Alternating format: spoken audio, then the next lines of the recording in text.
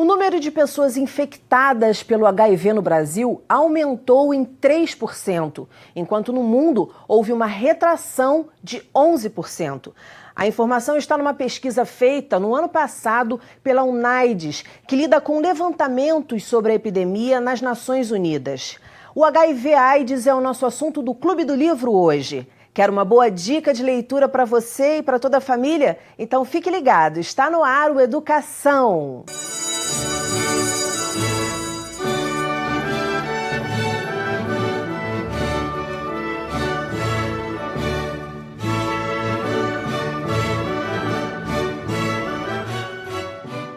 Meus convidados de hoje são o poeta, escritor e jornalista Ramon Nunes Melo e o escritor, mestre em saúde pública e psicólogo Salvador Correia. Muito bem-vindos ao programa. Ramon, eu sei que você vai falar de um livro que foi recém-lançado, dia 16 de maio. Correto. De sua autoria. É um livro que eu estou organizando. Na verdade, são 96 poetas que eu reuni num livro, chama Tente Entender o que Tento Dizer. É uma antologia de poemas que basicamente 90% do livro são poetas que foram convidados a escrever sobre o tema. Então, esse título, Tente Entender o que Tento Dizer, eu retirei de uma carta escrita pelo Caio Fernando Abreu, que é um escritor que morreu de AIDS nos anos 90, e quando ele revelou a sorologia dele publicamente no Estado de São Paulo, no jornal, ele escreveu uma carta chamada Carta para Além dos Muros. No final da carta ele falava isso: tente se colocar no meu lugar, tente entender o que tento dizer. Então eu peguei esse título emprestado com autorização da família e convidei poetas para escrever sobre o HIV/AIDS, porque eu acredito que, na verdade, eu sou poeta, eu vivo com o vírus HIV desde 2015, desde 2012, perdão, e em 2015 eu abri publicamente a sorologia e eu entendi, a partir dessa reflexão para se falar publicamente sobre o vírus, que a linguagem é o verdadeiro vírus, ou seja, a forma como que a gente se comunica, a informação, o que é importante. O vírus ele não pode ganhar tanto protagonismo quanto a informação. E sabendo que, na verdade, que não é uma doença do outro, mas é uma doença da sociedade, né? Isso é perfeito que você acabou de falar. E a poesia, né? Como a poesia toca a gente, é um outro olhar, não é a informação, não é uma reportagem que está te dando números e dados, mas sim que está falando de sentimento, que está falando do outro. Genial, achei exatamente, genial. Pegar pela subjetividade, porque ao mesmo tempo é muito curioso, numa época de uma era de informação como a nossa, que a gente tem acesso à televisão, à internet, a uma série de ferramentas que nos possibilitam nos informar ou estudar, né? Há um aumento significativo do vírus, né? Eu sou um pouco reticente com o discurso que o governo faz, principalmente em relação ao HIV/AIDS, que hoje a epidemia cresce porque os jovens não viram a doença. Eu acredito que isso pode ocorrer, mas eu acho que o fato de vivenciar a experiência com a AIDS, ou ter visto uma epidemia em que as pessoas adoeciam mesmo, e essa cara da morte, né, que é muito retratada e de maneira às vezes muito infeliz, como foi o caso da capa do Cazuza na revista Veja e tudo mais, ela acaba trazendo um olhar de assustar mais do que aproximar. Do que informar. Então, eu acho, por exemplo, o que você está fazendo aqui, essa proposição de diálogo, ela é muito melhor do que falar para o jovem lá, pô, porque você não viu a epidemia, e então por isso que você está pegando. Perfeito. Então, na verdade, eu acho que existe uma forma de modificar esse quadro quando a gente passa a compartilhar o conhecimento, né? Então, isso vai de uma estrutura que é nossa, social, a uma estrutura de ativismo, sim, ou uma estrutura política, né? Quando a gente fala de uma política pública de HIV/AIDS. Então, todo esse esquema é responsável por esse índice atual, né? Tá certíssimo, certíssimo. Vou pedir para o Salvador já falar do livro dele, porque tem tudo a ver, então aí você entra na conversa também. Salvador, mostra qual foi o livro que você trouxe. Então, esse aqui é o livro, né? É um livro de sua autoria, não? De minha autoria. De sua autoria. Você vai ver aqui que está Gabriel Abreu, mas é porque justamente em função desse estigma da discriminação, né, no momento de lançamento do livro, eu não consegui ali assumir a autoria, que foi um e-book, na verdade, antes desse. Nesse, logo no início, eu já me revelo como autor do livro, né, e autor desse segundo armário, né, que eu acho que atinge tantas pessoas que vivem com HIV ainda hoje. Acho que assim, é muito interessante a fala do Ramon, né, porque ele pontuou questões super importantes e me chamou muito a atenção um ato falho seu. Qual é? Que você falou desde 2015, né? Porque eu acho essa coisa do sair do armário, né? Eu acho que a ideia do livro é essa coisa de você trazer à tona para o debate, para o seu próprio debate, você mesmo conseguir falar sobre. Né? Eu acho que sair do armário não necessariamente é você falar para todo mundo, mas você se reconhecer como pessoa vivendo com HIV, né? Muitas vezes a gente se reconhece como vírus, né? No momento em que a gente descobre o HIV, a morte vem muito forte. Então, acho que esse movimento de trazer a vida, ele vem lá desde dos primeiros militantes, né? O Herbert Daniel falava muito isso, Viva a Vida, o Betinho. É muito importante a gente trazer a vida para o debate de HIV e AIDS, né? Trazer a vida, que somos pessoas e vivemos com o vírus, né? O segundo armário, ele surge num momento em que eu descobri o diagnóstico. Então, assim, eu descobri o diagnóstico, comecei a fazer um blog online, começava a postar lá as minhas reflexões sobre a vivência, as minhas dores, né? Então, assim, é muito profundo, emocionalmente falando. Está muito crua a vivência. Eu acho que, assim, o que eu tenho recebido de opiniões, de comentários, é que as pessoas conseguem sentir um pouco na pele o que é viver isso. E essa experiência é genial, porque só através dessa conexão é que eu acho que há uma aproximação também. Né? Não é como a gente via lá no início, as pessoas não podiam chegar perto. Claro que o preconceito ele ainda existe, óbvio, a gente não é hipócrita para dizer não, ninguém tem preconceito, as pessoas têm preconceito sim, mas a informação e essa oportunidade que vocês estão dando, você através da poesia, você através de uma história, dessa empatia, de conhecer o outro, saber, pô, eu sou tão pessoa quanto aquela pessoa e sinto dores tanto quanto aquela pessoa e deixa eu conhecer como é que é a dor dela, como é que foi para ela esse caminho de redescobrimento, que eu acho que é disso que você fala no seu livro também. Exatamente, sem sombra de dúvidas é um redescobrimento, porque eu estava no meio do meu mestrado, né, quando eu descobri o vírus, e assim, a sensação que eu tinha, estava fazendo mestrado em saúde pública, sei tudo sobre HIV, né, olha só a prepotência da pessoa. E na verdade não, quando eu me vi com o vírus, eu percebi que eu não sabia nada, que eu era um ser humano que sofria todas as sanções que sofrem pessoas que vivem com HIV, começando comigo mesmo, me julgando, me colocando num lugar de estigma muito forte, né, com medo de pensar, sabe? Qualquer coisa ligada a HIV, a lipodistrofia vinha muito forte, que é a imagem que a gente tem das pessoas que tinham HIV no passado, né, tinham um impacto muito grande no corpo.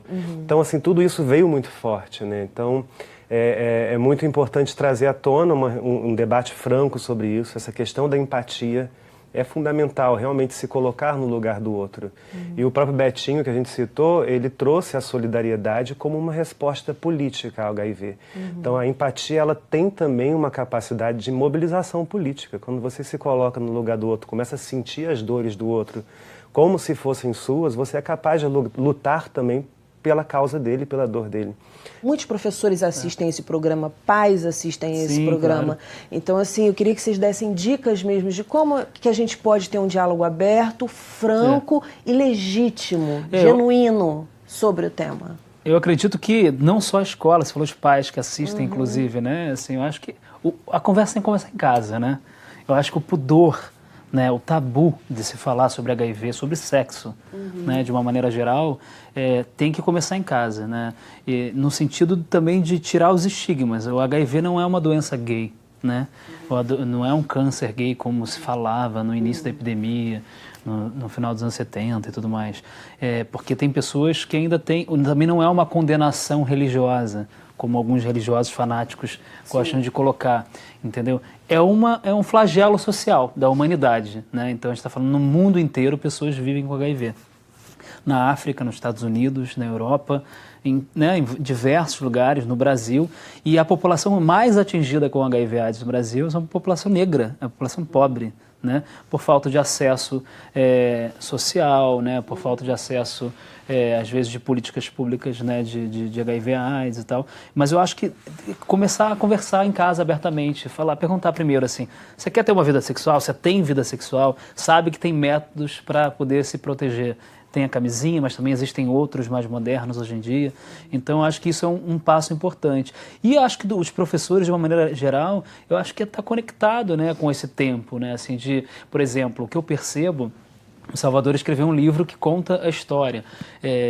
Estudando para fazer esse livro, o que eu entendi é o seguinte, que até os anos 80, a retratação do HIV na literatura, falando de livro diretamente, para indicar, era muito relacionada à morte. Então, você tem como exemplo maior disso o Caio Fernando Abreu, que os contos, as histórias dele se tratam sempre o aspecto da morte, da doença, da dor, do pânico e tal. Ou o próprio Herbert Daniel e o Betinho, que eram ativistas e tem textos que são mais ensaísticos. Se você pegar dos anos 90 para cá, tem um gap na literatura. É como se não existisse a epidemia. Não existem personagens HIV positivos, não existem... É muito curioso isso, entendeu? Só que isso no Brasil. Nos Estados Unidos, atualmente, já tem, por exemplo, essa literatura pós-coquetel, essa escrita a partir do momento que as pessoas que estão soropositivas estão se tratando. Então, a pessoa não fala mais da morte, ela fala das relações afetivas, da sexualidade, do tempo, do amor. Então, e ao mesmo tempo, os livros de relato sobre o HIV, como, por exemplo, a gente teve um sucesso editorial nos anos 90, que foi Depois daquela Viagem, que é um livro da Valéria Piazzi, uma escritora uma jovem, que na primeira relação sexual, heterossexual, se infectou com vírus e escreveu um livro que virou um best-seller e tal. Você tem outros livros que foram escritos ao longo do tempo que são relatos, mas o que ganha força hoje em dia são os youtubers. Você tem inúmeros youtubers, homens, mulheres, hétero, e não bi, se fala. gay. Mas talvez não se fale no grande... talvez na TV ou no sentido mais estabelecido, né? Assim, mas na internet, essas pessoas são grandes formadores de opinião. Então eles têm seguidores enormes. Raramente uma pessoa vinha a público e falava, estou HIV positivo. Eu digo estou, né? Eu não falo sou porque eu acredito que ninguém é. O próprio vírus ou a própria doença. Quer dizer, o vírus ele não te define. O vírus não me define. Enquanto pessoa. Então eu estou, é algo que pode ser temporário ou pode ser para a vida inteira, se tratado, né? Ou daqui a pouco podem descobrir a cura. Então eu não descarto essa possibilidade. Claro. Né? Então, assim, mas o que eu estou falando em relação a isso é que, assim, poucas pessoas viam a público falar. Hoje em dia, se você der um Google, você tem, sei lá, inúmeros youtubers jovens, homens, mulheres, gays, héteros, bis, que estão ali relatando a sua experiência e falando, é possível viver com HIV, entendeu? É possível ser feliz estando com o vírus HIV. É possível combater o preconceito com a informação, com o diálogo, com a solidariedade. Então isso é muito importante. Isso para mim acho que é o mais importante. O que o HIV me traz mais importante é o que o Salvador fala do senso de solidariedade. É de você olhar para o outro e saber se colocar no lugar do outro, independente de vírus ou de doença ou de qualquer outra coisa, mas na vida, porque você fala assim, olha, essa pessoa pode estar passando por algo, né? Então eu também posso passar por algo. Hoje eu posso não estar infectado, mas amanhã eu posso estar. Ou eu posso estar me relacionando afetivamente com alguém que não vai saber contar para mim que é HIV soropositivo. Porque ninguém é obrigado a abrir essa sorologia, né? A nossa legislação brasileira, ela respalda que as pessoas elas têm direito ao sigilo. Ninguém é obrigado a abrir sua sorologia e se alguém abrir por ela pode processar, porque isso é um crime.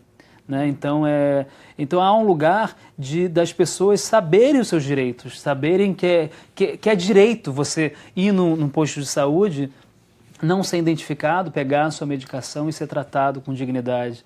Né? Que é direito você ter um infectologista que olhe para você sem julgamento, independente da sua sexualidade. Né? Então, isso... Voltando à sua pergunta, eu acho que tem que ser tratado em sala de aula, né? Tem que ser conversado, né? Tem que ser conversado. Drogas, suicídio, todos os temas da vida, mas principalmente aqueles que são tabu. Tem até assim, muitas pessoas não sabem, mas existe um leque de opções de prevenção hoje, Isso é importante. que vai além do uso da camisinha. Eu ia te fazer essa pergunta. Vamos lá, fala um pouquinho disso, assim, Salvador. a questão de trabalhar esse tema na escola é fundamental. Eu acho que a primeira vez, até pensando na minha experiência pessoal, a primeira vez que eu tive contato sobre esse tema foi em sala de aula. Foi num debate, num grupo de pessoas vivendo com HIV que foi lá falar sobre. Também li o livro da Valéria. Sua escola. Acho que muita gente da nossa época teve o livro da Valéria como referência, e ainda hoje, né? E assim, hoje existe um leque de prevenção muito amplo para HIV e AIDS. E as pessoas precisam ter acesso a essa informação. Eu acho que a gente tem um grande problema no Brasil, que é a democratização da informação sobre prevenção. A gente muitas vezes insiste, né, em falar para as pessoas usarem camisinha. Sim. E que é fundamental porque vai prevenir o HIV, outras infecções sexualmente transmissíveis e também a gravidez não planejada. Mas existe hoje a profilaxia pré-exposição, que é o uso de medicamentos antes da relação sexual. Existe a profilaxia pós-exposição, que é o uso de medicamentos após a exposição sexual. Sim, sim. Uma pessoa com carga viral indetectável em tratamento, por exemplo, eu tenho HIV e tenho carga viral indetectável, não transmito mais o vírus. Então, assim, isso precisa ser muito claro, a gente precisa falar sobre isso. Depois de um tempo de tratamento, é isso? Depois de 4 meses. Aí fica a carga viral indetectável. E Ou aí? seja, num exame não dá para ver, é isso? Não, o Um exame comum, aponta mas- indetectável. Existe um exame, ele detecta lá e Ele diz que a detecta, carga mas viral... diz que é indetectável. Ou seja, a pessoa que tem o vírus, ela não transmite. Entendi. Isso é importante falar, porque essa era uma informação que até pouco tempo os médicos não diziam. Uma grande questão, por exemplo, uma relação afetiva em que a pessoa, de repente, não é abertamente HIV positiva e vamos supor que está se relacionando com a esposa e descobre que a pessoa faz um tratamento de HIV. Então, ela pegar e conversar, olha, eu faço o tratamento, estou HIV positivo, mas estou indetectável, não transmito o vírus. Então, existe a segurança desse lugar. O que a gente sabia, por exemplo, que eu sei é que existem pessoas que têm o vírus, mas o vírus não se manifesta. Também é um outro caso. É um outro Isso é um outro caso. A pergunta que você fez é muito importante até para a gente esclarecer a diferença. Uma coisa é, o teste, ele vai acusar, sim, ele vai detectar o exame. É porque quando você fala indetectável, dá a impressão que o primeiro teste não daria, mas aí você teria que... Porque a gente também, eu já escutei isso, às vezes o primeiro teste não dá, aí você tem que esperar não Isso sei aí é a quantos janela dias. imunológica. Janela é uma outra imunológica. coisa. Porque assim, quando a gente se infecta com HIV, o vírus demora um tempo para conseguir o exame detectá-lo. E também para fazer a soroconversão no organismo, para entrar na célula, começar a reproduzir, fazer a replicação viral, isso tem um tempo. Depois que ele entra, o exame ele vai diagnosticar, a maior parte dos exames ele diagnostica o anticorpo que o vírus produz. Que o vírus não, que o organismo produz para combater o vírus. Sim. E que não funciona, ele não consegue combater Claro. totalmente. Combate um pouco, mas não suficientemente para as pessoas não adoecerem, né? E aí, a partir daí, as pessoas não adoecerem com AIDS a longo prazo, né? Normalmente demora até 10 anos para poder ter uma manifestação, se a pessoa não se tratar, em alguns casos, né? A partir daí, você faz um exame, 2 exames para monitoramento. Um é carga viral, que é para monitorar a quantidade de vírus no seu sangue, como é que está a quantidade de vírus. E um outro exame é o CD4, para ver como é que está a sua imunidade. Então, o ideal é você ter uma imunidade alta, ou seja, um CD4 lá em cima, e uma carga viral baixa, para o vírus não estar atacando lá as suas células, né? Então, a carga viral indetectável significa que a sua carga viral, o exame não está mais detectando. Ele detectava antes e em algum momento ele parou de detectar.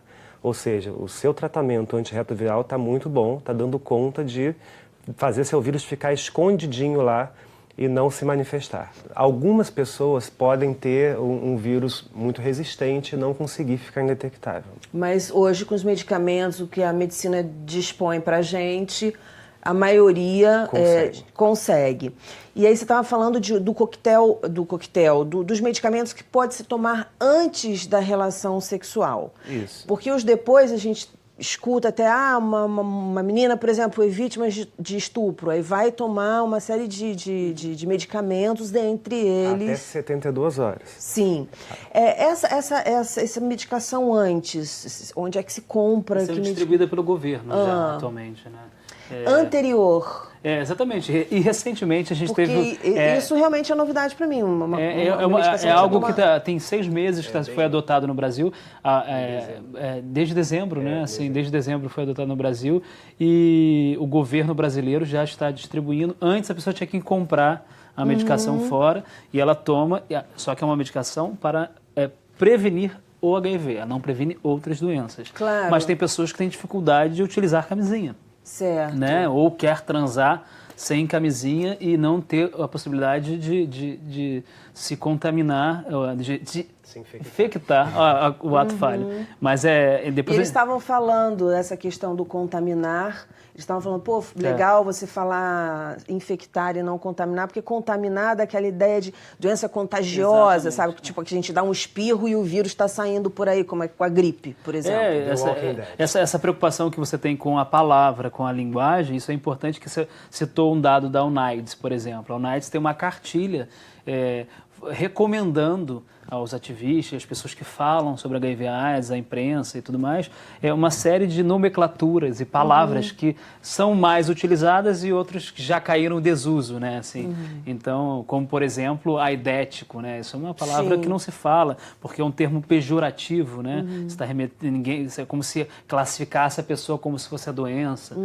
Isso não é possível mais hoje em dia, né? Gente, eu quero agradecer muito a presença de vocês aqui, os esclarecimentos, tudo que eu aprendi, tudo que eu acredito que as pessoas que estão assistindo o nosso programa também aprenderam. Parabéns pelo trabalho e sucesso. Para nós. Agora é hora de você conhecer um pouco do Estatuto da Criança e do Adolescente. E na volta tem a Família Pergunta. Segura aí que eu nem fui, já tô voltando.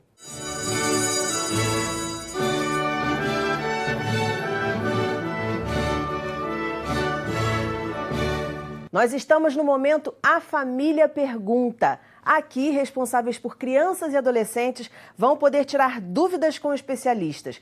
Você manda sua pergunta para a gente pelo e-mail educatvAlerge@gmail.com e nós vamos encontrar um profissional para te dar a resposta.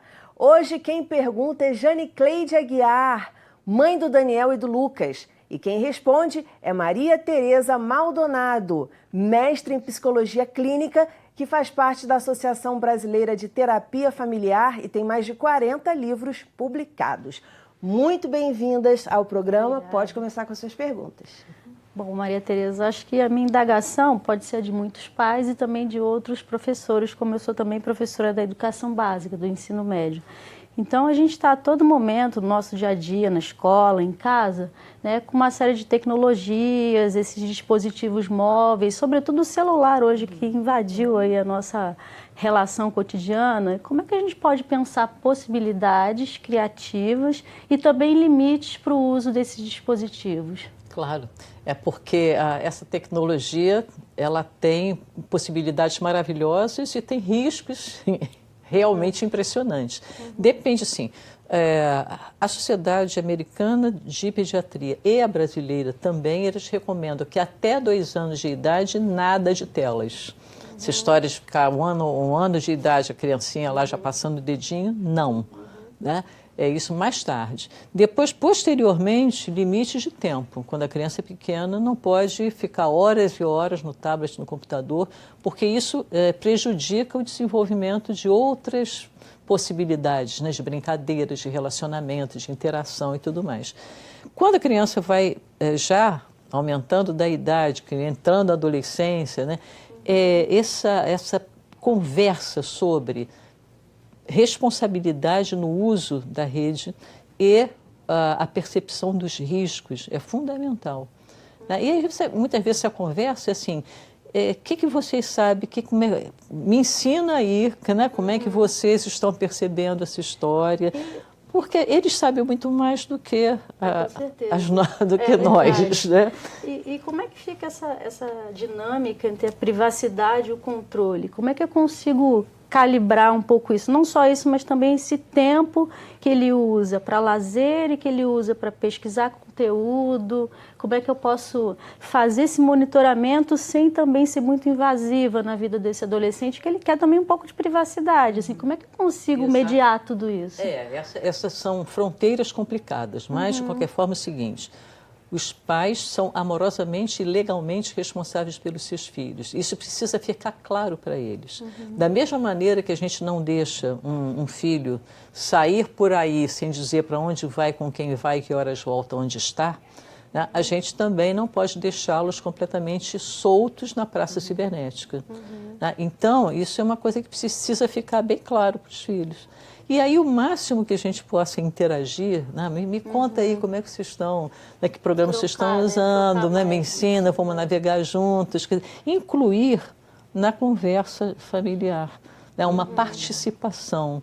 Mas tendo claro que não pode... Porque essa questão da privacidade muitas vezes é confundida como eu não tenho a menor noção, e aliás é isso aí que acontece. A maioria dos pais não tem a menor noção do que se passa na praça cibernética. E aí eles também ficam expostos aos riscos. Então, essa conversa sobre o risco, o que eles percebem, essa questão, por exemplo, dos jogos de desafio, quantos adolescentes, crianças mesmo, estão morrendo porque entram nesses jogos de desafios. E os pais não têm noção do que se passa.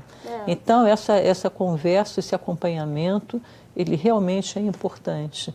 E o limite do respeito à privacidade é exatamente essa história, nós somos responsáveis pelo seu bem-estar e pelo seu crescimento. E como é que eu posso identificar aqui algum tipo de comportamento ou atitude que eu possa observar que ele precise de algum acompanhamento profissional em relação ao uso abusivo desses dispositivos? Assim, como é que eu posso observar isso no meu aluno ou com o meu filho especificamente? Você entrou num tema interessante, que é a questão da dependência do celular ou da dependência da internet. Né? Então, quais são vamos dizer, as manifestações? Fica angustiado quando está longe, fica irritadiço quando está, né, sem acesso. Nenhuma outra atividade é tão atraente quanto.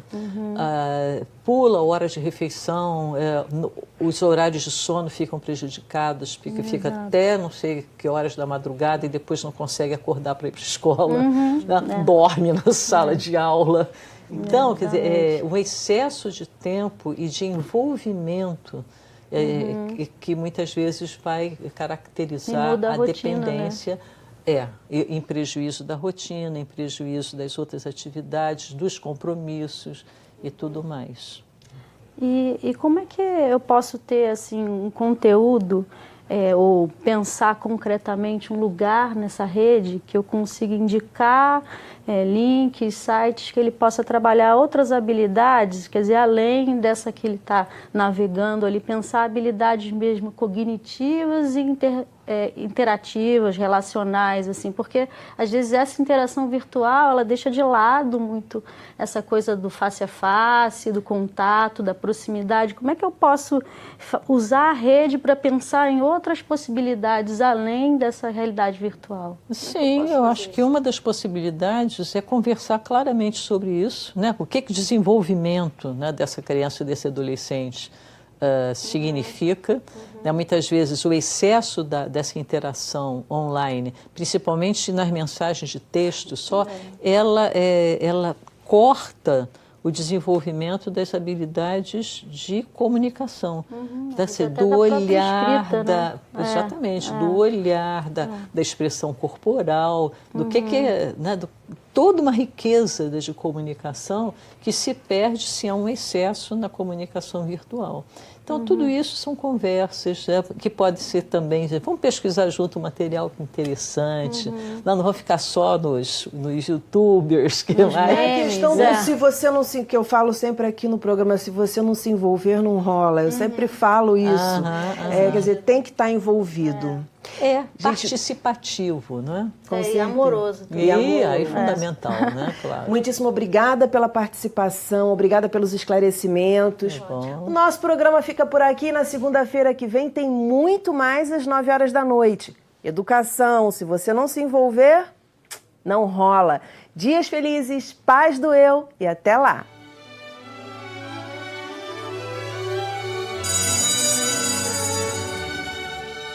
No meio do caminho, Carlos Drummond de Andrade.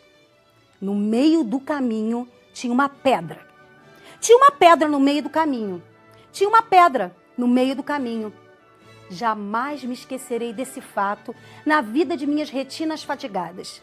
Que no meio do caminho tinha uma pedra, que tinha uma pedra no meio do caminho. No meio do caminho tinha uma pedra.